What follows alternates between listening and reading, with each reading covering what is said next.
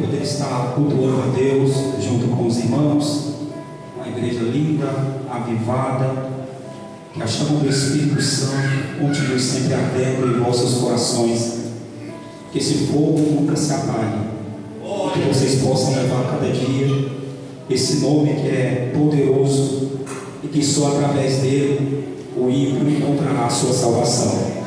Louva a Deus pelas vossas vidas.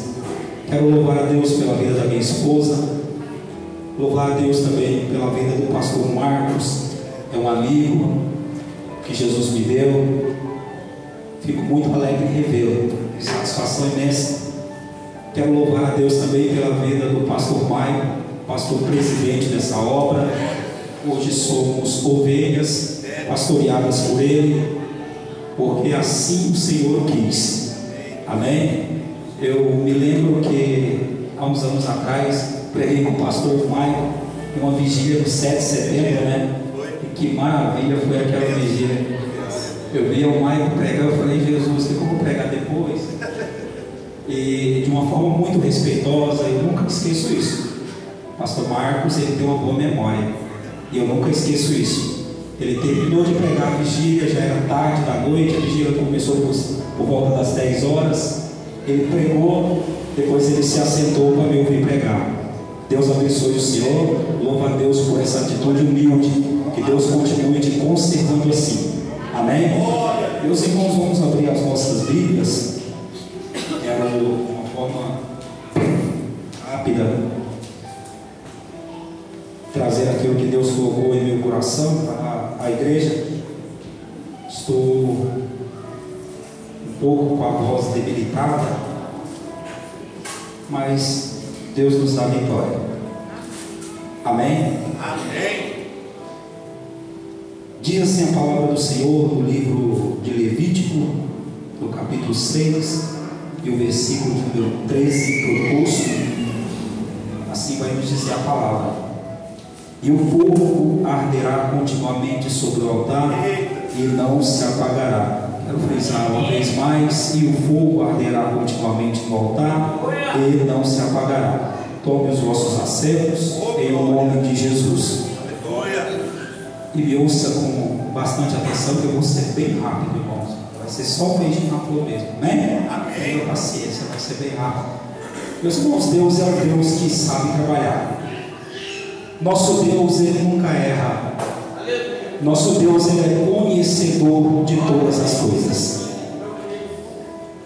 Deus havia percebido que o povo de Israel necessitava do seu favor. Era um povo que necessitava da sua misericórdia, do seu perdão, da sua salvação. Deus resolve então receber o sacrifício desse povo. Mas só que o nosso Deus tem suas formas de trabalhar, e nós devemos entender a forma com que Deus trabalha.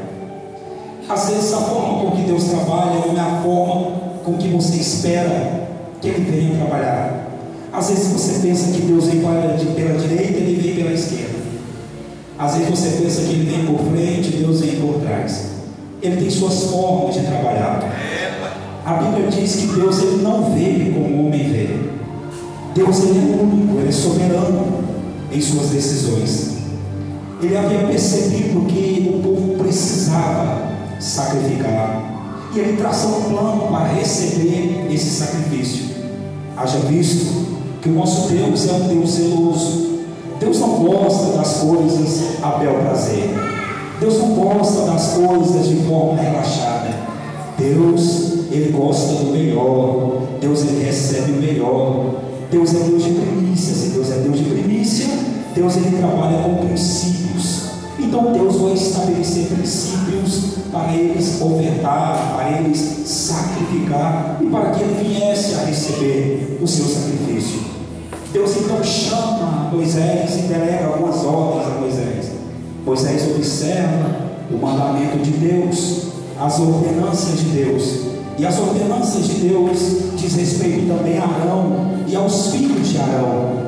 Deus vai dizer, por exemplo, que no mesmo livro de Levítico, no capítulo de número 9, os irmãos vão perceber que o fogo, quem manda é Deus. O sacerdote prepara, mas o fogo quem manda é Deus. O fogo não vem do homem, o fogo vem de Deus. O homem teria o trabalho de observar o altar. O homem teria o trabalho de detectar como é que está o altar. O homem tem o trabalho de observar a lenha, e diga-se de passagem, não é qualquer lenha. O homem tem o trabalho de observar se o altar está de acordo para que Deus venha receber o sacrifício. Então o homem tem uma responsabilidade muito grande. A sua responsabilidade é preparar o altar, é não deixar faltar lenha. Agora, o que me chama muita atenção é a visão desse sacerdote, porque ele recebe a ordenança de Deus. A ordenança de Deus desce em seu coração e agora ele começa a observar. Toda manhã ele chega naquele altar e observa que era necessário colocar lenha. Eu tenho alguns tópicos aqui para pregar essa mensagem. Se eu fosse falar ou intitular um tema para essa pregação, certamente eu diria: o altar que a chama ainda arde. Diga: o altar que a chama ainda arde. Talvez você se pergunte, pastor, mas que segredo é esse? Eu poderia intitular aqui vários temas ou vários pontos para trazer ao coração dos irmãos. Qual é o altar que o fogo ainda arde? Eu quero destacar apenas um ponto e eu vou ficar nesse ponto. Amém? Amém. E um dos pontos principais pelo qual o altar ainda faz a chama do fogo arder é visão. Visão. A igreja precisa ter visão. Visão. Precisamos ter visão. Se você pegar a Bíblia de Gênesis a Apocalipse, você vai perceber que Deus nunca chamou um homem para uma obra especial sem antes lhe dar a ele uma grande visão. Sempre quando Deus se posiciona a chamar um homem para uma obra especial, Deus vai dar a esse homem uma grande visão. Ele vai receber a visão por intermédio de uma revelação divina. Essa visão vai lhe aproximar do propósito. Pastor, o senhor prova. Vamos observar Moisés. Diz a Bíblia que Moisés observa e contempla uma sarça que queimava e não se consumia. Através daquela visão, Moisés se aproxima. E eu já quero começar a aplicar a palavra de Deus ao teu coração e dizer: Deus vai te dar uma visão para que você se aproxime do propósito que Ele tem estabelecido na sua vida. É necessário ter uma visão, porque Deus tem um propósito, e o propósito pelo qual quer fazer você se aproximar é a visão. Fique atento por esses dias. Deus quer te mostrar algo para que você se aproxime dele. Temos que andar próximo de Deus. Quando Pedro andava próximo de Deus, Pedro desfrutava do melhor da terra. Quando Pedro se ausenta de Deus e percorre ou acompanha Jesus ao caminho, longe de Jesus, você vai ver que ele passa a andar com escravos. Deus quer te dar uma visão para você se aproximar. E o fato de você se aproximar de Deus é que Deus quer revelar coisas ao seu coração. Aleluia! Que só vai revelar uma vez que você se aproximar. Está muito longe, tem que se aproximar. Você está longe, você tem que se aproximar. Pastor, como eu me aproximo? Louvando a Deus, engrandecendo a Deus, pregando, glorificando. Você se aproxima de Deus. E quando você se aproximar de Deus, Deus vai te revelar coisas profundas, extraordinárias, que você ainda não sabe, para estabelecer em sua vida o propósito que Ele tem para realizar aqui nesse lugar.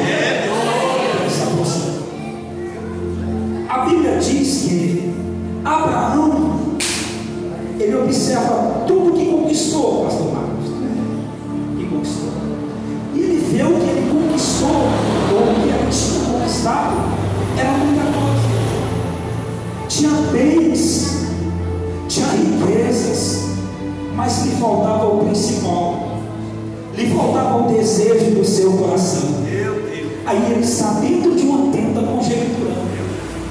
Eu posso observar, por aquilo que a Bíblia me diz, ou me descreve, que a conjectura de Abraão era o seguinte: Deus, eu não tenho filhos, para quem que eu vou deixar tudo aquilo que o Senhor me deu? E pelo que eu percebo, vai ser para o mordomo Eliezer. Conquistei tudo, o Senhor me deu tudo, mas não tenho filhos e não tenho para quem deixar. Quando Abraão está conjecturando, Deus aparece a Abraão e ele diz: Abraão, sai para fora. Sai para fora, Abraão. E quando Abraão sai para fora, Deus lhe mostra as estrelas do céu e o faz contar. E ele começa contando e perde a conta. Conta de novo, ele começa contando e percebe que não pode contar. Aí Deus vem e estabelece a promessa e diz: pois é, Abraão, é assim que será a tua descendência. Mas o que fica no meu coração, e o que eu quero lhe trazer essa noite é: enquanto você estiver debaixo da tenda da pequenez, Deus não pode te mostrar aquilo que Ele quer te mostrar. Tem pessoas que Deus tem promessas na vida dele, tem pessoas que Deus quer abençoar de forma extraordinária, mas ainda continua debaixo de uma tenda, cujo não pode contemplar as riquezas e as promessas de Deus para a sua vida. Quem sabe você está debaixo da tenda da desilusão. Quem sabe você está debaixo da tenda do desânimo. Quem sabe está debaixo da tenda do fracasso. Quem sabe está debaixo da tenda de várias outras coisas. E essa noite Deus me traz aqui para te dizer: sai para fora. Vem para fora. Aleluia. Debaixo dessa tenda você não vai contemplar aquilo que eu quero te mostrar, aquilo que eu quero te revelar. Irmão, tem coisa grande da parte de Deus para Ele te mostrar. Eu creio. Tem coisas extraordinárias que Deus precisa te mostrar, mas tem que sair para fora, tem que vir para fora. Eu me lembro agora do profeta Jeremias. Deus chama Jeremias e ele diz: Deus, sou criança. E Deus diz: Jeremias, é o que eu colocar na tua boca, tu vai falar. Jeremias então percebe que não era ele, era Deus. E você vai perceber que no decorrer do ministério de Jeremias, ele vai muito bem. Ele começa a adquirir intimidade. Mas no decorrer do ministério dele, Deus traz uma palavra e diz: Jeremias, desce a casa do oleiro. Por que desce a casa do oleiro? Porque Deus queria trazer uma visão, ou queria trazer uma revelação a Jeremias. Jeremias estava no meio do seu ministério, irmão, mas Deus ainda queria que ele visse alguma coisa especial. Eu não sei quanto tempo de crente você tem, mas Deus me trouxe aqui para te dizer: Deus quer te dar uma visão, e essa visão vai mudar o teu ministério. Aleluia! Essa visão vai transformar a tua vida. Aleluia! Aí Jeremias desce na casa do oleiro, e a Bíblia é enfática em dizer que quando ele desce na casa do oleiro, ele vê que o oleiro está fazendo a obra sobre as rodas. Agora, uma coisa muito importante aqui: quando Jeremias chega na casa do oleiro, seguindo a palavra de Deus, o oleiro já estava trabalhando, pastor Maia. Sabe o que Deus diz ao meu e ao teu coração?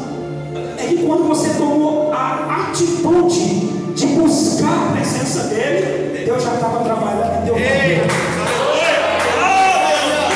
Nós vimos o testemunho aqui. A irmã disse que estava enferma. Quando o pé para fora, Deus disse: vai receber a bênção.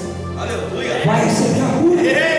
Meu nome vai ser glorificado. Aí ela vem aqui na frente e testemunha de Deus, e nós glorificamos o nome de Deus. Jeremias disse que quando chega, o oleiro já estava fazendo a obra. Talvez você está aqui, mas tem alguém lá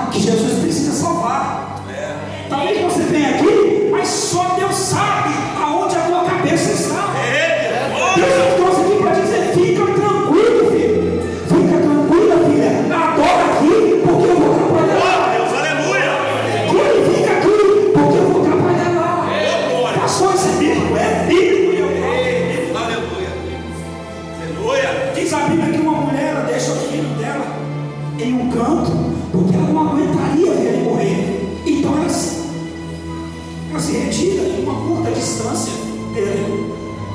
E ela não fala nada para ele, pastor Marcos, ele está lá, e ela observa que a esperança acabou, ele vai morrer. Aí ela dirige a Deus uma oração. Enquanto ela ora aqui, Deus vai enquanto fica lá. Enquanto ela glorifica aqui, Deus está entrando na vida dele lá.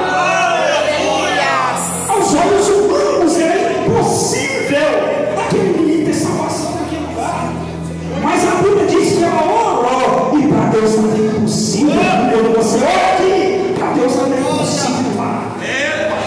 A Bíblia diz que Jonas orou. Ele diz assim: do ventre do inferno eu clamei ao Senhor, e Ele ouviu a minha voz. Sabe por que Deus respondeu para Jonas? Nada. Jonas clamou no ventre do inferno, e Deus não respondeu para Jonas nada. Mas ele orou no ventre do inferno, e Deus falou com a baleia lá. Deus falou com o grande peixe lá. Devolve Jonas, porque ele clamou. O que eu venho trazer para a tua vida, irmão, é que Deus já está trabalhando no teu favor. Basta confiar, basta acreditar. Tem gente que está lá fora esperando que você se manifeste aqui. Meu Deus! Você passa e observa a sua vida, observando, esperando uma manifestação de vida. E Deus vai usar você para que ele se converta lá. Jeremias chegou, ele estava trabalhando. E ele disse assim, e ele estava fazendo a sua obra, não era a obra de Jeremias, note, a obra era do oleiro. A obra era do oleiro. O vaso não é do pastor Marcos, o vaso não é do pastor Maicon, o vaso é do oleiro. Não somos donos do vaso. O vaso é dele. Ele faz do jeito que quer. Ele faz e desfaz do jeito que ele quer. E na hora que ele quer. E ele continua observando aquela grande visão. E ele percebe que o vaso, como ele fazia, era de barro. Ele se quebrou, graças a Deus, porque se quebrou na mão do oleiro. Ele não quebrou fora da mão do oleiro, ele quebrou nas mãos do oleiro, porque era de barro. E uma coisa Jeremias observa: o oleiro não descarta, não joga fora, não põe na lata do lixo, como tem muitos que fazem por aí. O próprio vaso, diz a palavra de Deus, que ele faz outro novo. Agora, se Deus refaz do velho o novo, quem sou eu ou quem é você para descartar aquilo que não é nosso? Pregamos e Deus é salvo, testemunhamos e Deus é glorificado. Não fomos chamados para acusar ninguém, não fomos chamados para apontar ninguém, não fomos chamados para deliberar a acusação contra seu ninguém. Nós fomos chamados para pregar a palavra de Deus. Nós fomos chamados para dizer que Jesus salva. Nós fomos chamados para dizer que ele batiza, para dizer que ele cura, que ele resgata. Mas pastor, mas eu peguei, Jesus salva. Pastor, mas Jesus salva. Jesus não desiste de você. Desiste não. Jesus não desiste do vaso. Meus irmãos, é tempo de buscar uma grande visão.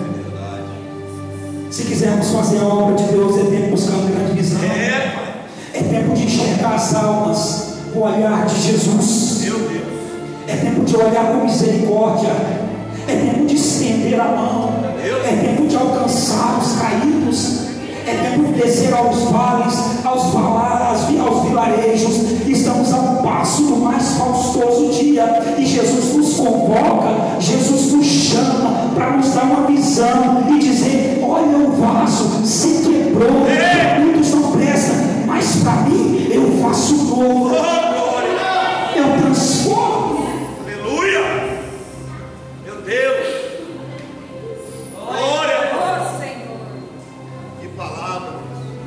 Eu ouvi a missionária dizer sobre Ezequiel. Aí veio o irmão também falou sobre Ezequiel. Aí o pastor Marcos também falou sobre Ezequiel.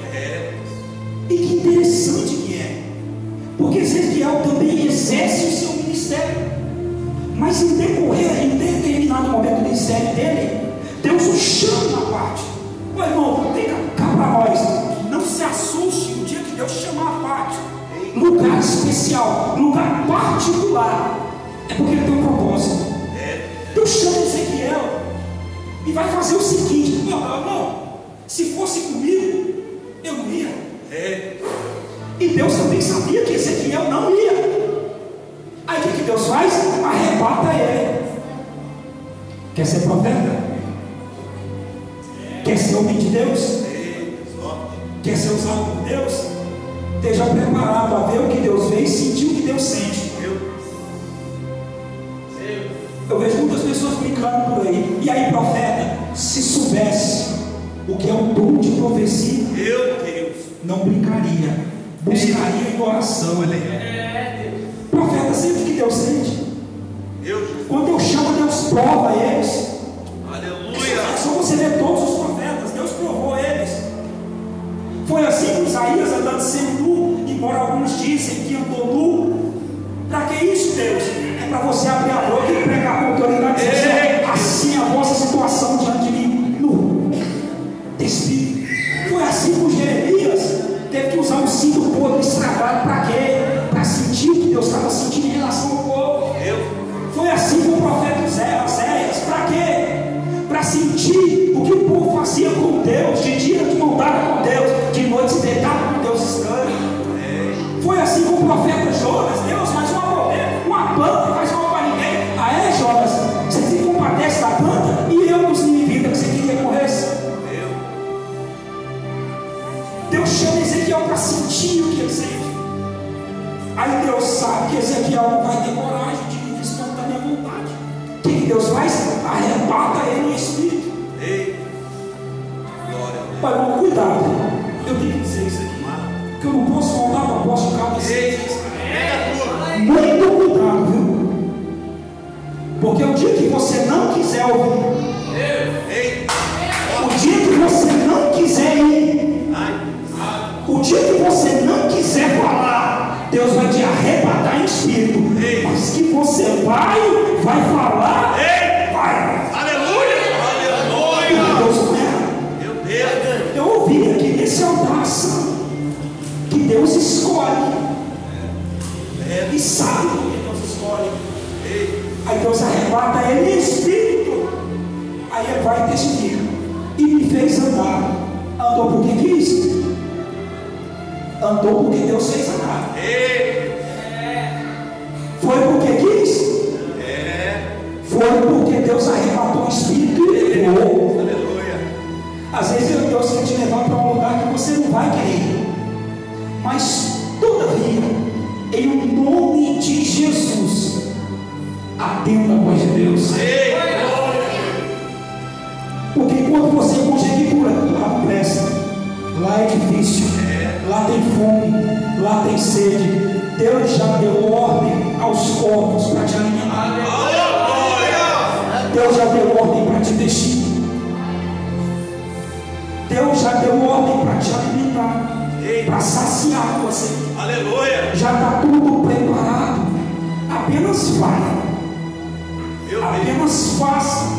Glória! Apenas fale. Visão. Visão. Aí ele tem aquela visão. Foi pregado aqui, eu não vou repetir. Quando ele contempla aquela visão, Deus lhe faz uma pergunta. Sabe por que aquela pergunta? Era para ver se ele estava preparado. Deus estava testando ele, Deus estava provando ele. Ezequiel, responde para mim: esses ossos podem reviver? Como antes de tudo ele teve uma grande visão, ele adquire sabedoria. É a partir da visão que vem a sabedoria. Tem gente que quer sabedoria, mas nunca se preparou para ver aquilo que Deus quer mostrar. Tem gente que quer ser sábio. Deus me dá sabedoria na palavra para pregar. Tá, Deus me dá sabedoria, mas vem cá, você já quis ver o que Deus quis mostrar?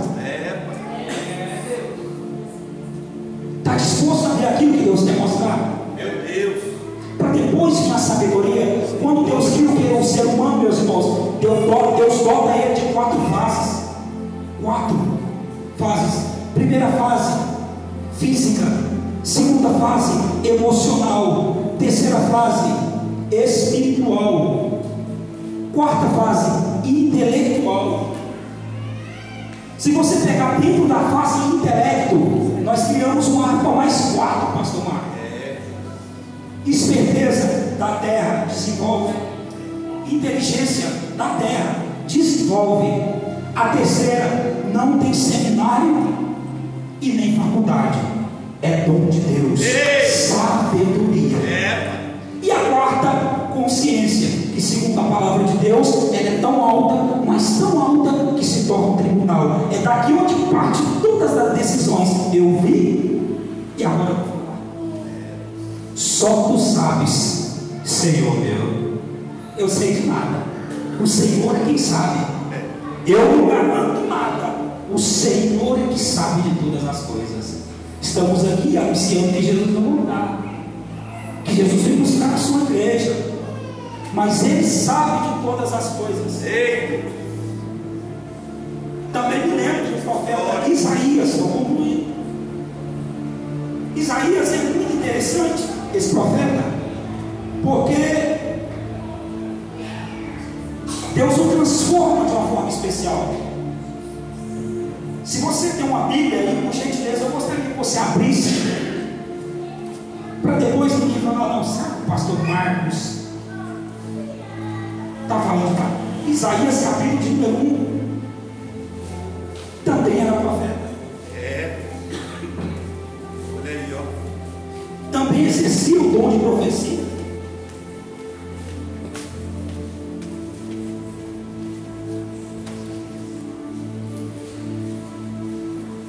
E diz assim a palavra de Deus, Isaías 1 e 4. Olha aí, Deus, ó. Ai da nação pecadora. Isaías 2 e 5. Melhor dizendo, Isaías 3 e 2. Ai do ímpio. Isaías 5 e 8. Ai dos que se ajuntam de casa em casa. 5 e 4. Ai dos que se levantam pela manhã e seguem bebedice. 5 e 5. Ai dos que puxam pela iniquidade com corda de vaidade. 5 e 6. Ai dos que mal chamam bem e bem mal. 5 e 21. Ai dos que são sábios aos seus próprios olhos.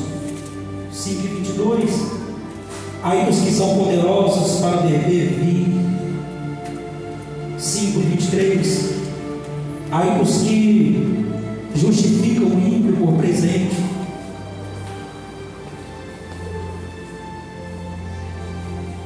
Capítulos número 6. Deus vai dar ele uma visão. Seu ministério está prestes a mudar. E ele diz: e no ano em que morreu o rei Uzias, eu vi o Senhor assentado sobre o alto e sobre o trono. E ele discorre aquilo que ele tinha visto através da visão. Pastor, e quem escutou? Ele vai dizer: então disse eu, ai de mim. Até o capítulo 6 era ai de fulano, ai de Beltrano, ai daquele, ai daquele. A partir da visão, ai de mim.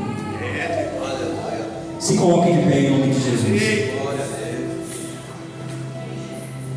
O apóstolo Paulo, quando ele vai trazer algumas notificações especiais à igreja de Corinto, no capítulo de número 11, o versículo 23 a seguir, o apóstolo Paulo diz: porque recebi do Senhor que também vos ensinei, que o Senhor Jesus, na noite em que foi traído, tomou o pão e, tendo dado graça, partiu e disse: tomai e comei, isso é o meu corpo que é partido por vós, fazei isso em memória de mim.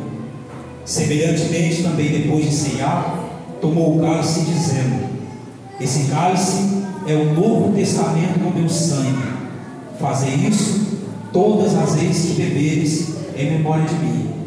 Porque todas as vezes que comer esse pão e beber o cálice do Senhor, anunciai a sua morte até que venha. Portanto, examine-se o homem a si mesmo, e assim coma do pão e beba do cálice.